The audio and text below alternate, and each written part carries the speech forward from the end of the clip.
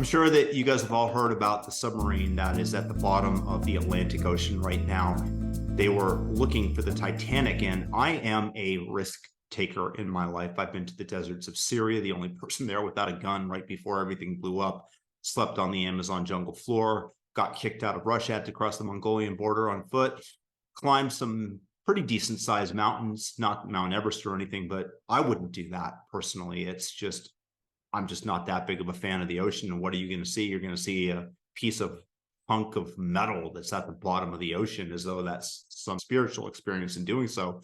But I have to say that the people that have taken this risk, that have willingly gone on this trip, I respect them. It takes a lot of courage because you know that something can happen that is not so good. And that appears to have been the case, unfortunately. So let's first of all take absolutely no pleasure. I don't understand the people online that are saying, oh, a bunch of rich people died. No, these are generally accomplished people. These are people that created enough wealth that they could afford $250,000 and had enough zeal and courage inside of them to go down to the bottom of the ocean and look for a submerged shipwreck. So to that, I don't understand why anybody could possibly say, oh, too bad. The one thing, as I will say, is the fact that this appears to be death by woke. Let's just take a look at what the owner, Stockton Rush, told a reporter not so long ago. When I started the business, one of the things you'll find, there are other sub operators out there, but they typically have gentlemen who are ex-military submariners, and you'll see a whole bunch of 50-year-old white guys. I wanted our team to be younger, to be inspirational. And he doesn't want to hire 50-year-old white men. He wants people that are more inspirational. In other words, it's very likely that he got hooked into diversity, inclusion, equity, the DIE program.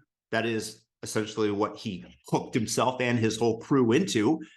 And I don't know that that's the reason that they're at the bottom of the sea. I certainly would hope not. But if so, this is what's going to take place more and more when you hire for diversity, when you hire for whatever reason other than merit.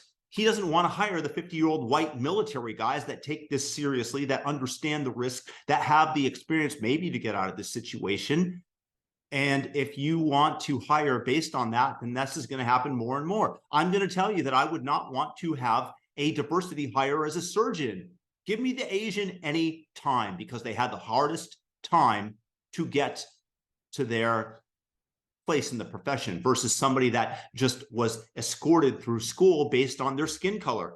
And the same thing here, you're going to see as people realize the real world consequences of doing so. I hope that people immediately end their diversity, inclusion, and equity program. And you just had the military the other day state that if somebody was from Florida, that they would be less willing to hire them because of the practices of Governor DeSantis. Since January of this year, more than 400 anti-LGBTQ plus laws have been introduced at the state level.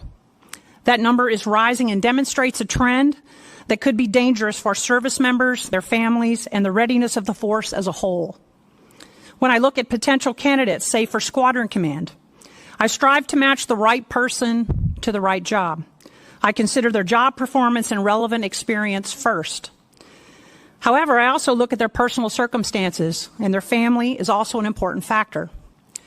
If a good match for a job does not feel safe being themselves and performing at their highest potential at a given location, or if their family could be denied critical health care due to the laws in that state, I am compelled to consider a different candidate and perhaps less qualified. Those barriers are a threat to our readiness, and they have a direct correlation to the resiliency and well-being of our most important operational advantage, our people. And that they would go with somebody with less merit. I mean, this is just stupidity, and this is for our military, for our Space Force. That's just going to lead to more situations like this. Who knows? But we are not going to generate the best of America the same way. If the NBA hired me as a starting point guard, as good a basketball player as I might have been, I am not near Steph Curry's level. So you're just not going to get as good a product, and your whole enterprise is going to end up at the bottom of the ocean. I hope that they make it out. I haven't heard any news that they've been found. So God willing, please come out alive somehow by some miracle. Peace.